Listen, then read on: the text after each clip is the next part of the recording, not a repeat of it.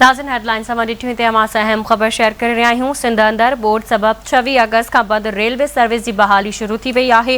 हैदराबाद में खबर है 3 ॾींहनि खां बंद रेलवे सर्विस की बहाली मरहेलवार शुरू थी वई आहे। पहिरीं ट्रेन रहमान बाबा एक्सप्रेस कराची खां पेशावर लाइ रवानी थी वई आहे। ट्रेन हैदराबाद स्टेशन खां गुजरण बाद पंहिंजी मंज़िल ॾांहुं रवाना आहे। तफ़सील ॿुधाइण लाइ असां लाइन ते मौजूद आहे हैदराबाद में आवाज़ न्यूज़ जो सीनियर रिपोर्टर इरफान अली बुघियो। जी इरफान, वधीक छा तफ़सील आहिनि?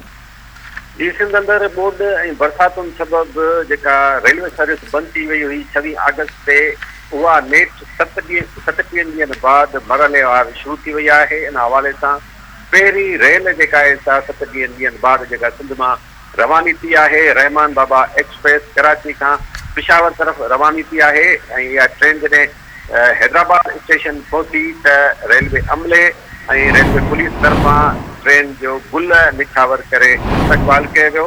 ॿुधायो वञे थो त रेलवे सर्विस जी जेका मरहलेवार जेका शुरूआत थी आहे हिन खां पोइ वधीक जेके ट्रेनूं आहिनि उहे पिणु जल्द शुरू थींदियूं। जी ठीक है इरफान, अवां जी वॾी महिरबानी अपडेट करण लाइ।